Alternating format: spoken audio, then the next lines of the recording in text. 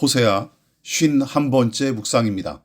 구약 성경 호세아서 8장 4절부터 7절 말씀까지 봉독하겠습니다. 그들이 왕들을 세웠으나 내게서 난 것이 아니며 그들이 지도자들을 세웠으나 내가 모르는 바이며 그들이 또 그 금으로 자기를 위하여 우상을 만들었나니 결국은 파괴되고 말리라.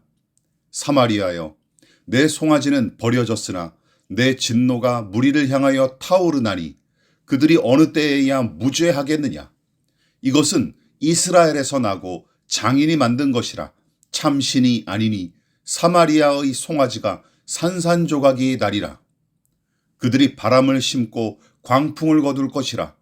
심은 것이 줄기가 없으며 이삭은 열매를 맺지 못할 것이요 혹시 맺을지라도 이방 사람이 삼키리라.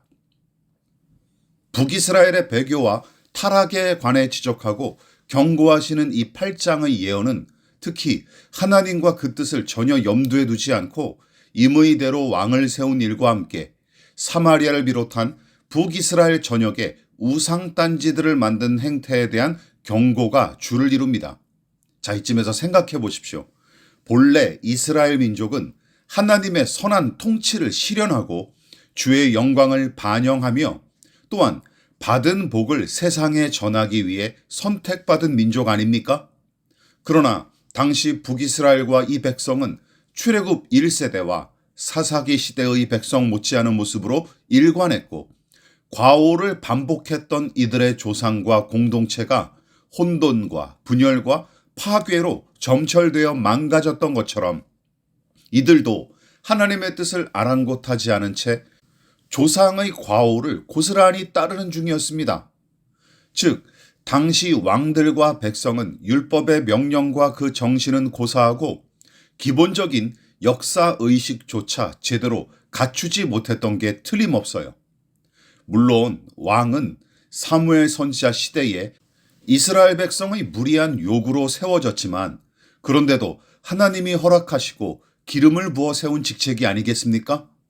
다시 말해 선지자와 제사장과 다를 바 없이 머리에 기름을 부어 왕을 세웠는데 그것은 나라의 지도자인 왕도 하나님께서 세우신 사람, 맡은 직책을 하나님의 뜻대로 감당하는 사람임을 분명하게 피력한 것이죠.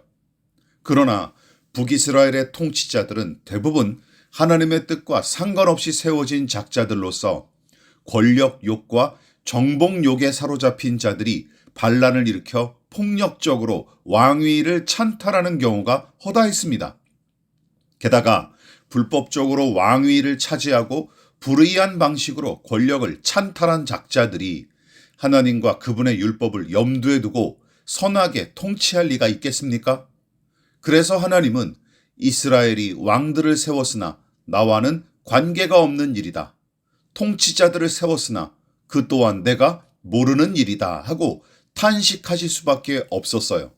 그러니까 하나님의 통치를 위임받은 청지기로서 왕의 사명을 충실히 감당해 주기를 바라기는커녕 개인의 야심을 이루거나 집단의 이익을 충족시키기 위한 목적으로 왕을 세우고 또한 그 자리를 차지했을 뿐입니다. 그리고 종교의 영역도 예외일 수 없었어요. 여호와 하나님 대신 우상을 세우고 섬긴 것도 같은 맥락입니다. 나를 다스리는 하나님이 필요한 게 아니라 내 마음대로 부리고 내 요구대로 들어주는 신만이 필요했을 뿐이죠. 그래서 하나님은 자기를 위하여 우상단지를 만들었다고 지적하신 것입니다.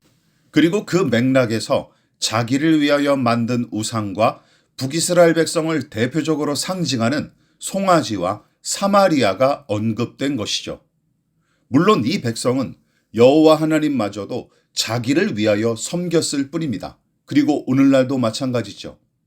교회, 목사, 신앙고백, 예배와 예식, 그리스도인 등등 그 자체로 올바르거나 선한 것은 아무것도 없습니다.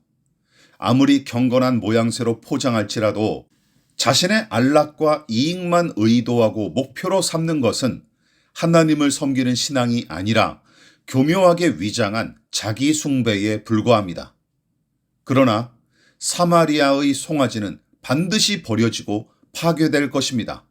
왜냐하면 하나님은 당신의 영광을 다른 것에 빼앗기지 않으실 뿐더러 절대로 양보하지도 않으시는 분이기 때문이죠. 또한 당신의 거룩함과 영광을 반드시 세상 가운데 스스로 나타내 보이시는 분이기 때문입니다. 그 하나님 앞에 마음의 무릎을 꿇고 나아가는 저와 여러분 되시기를 부탁드립니다.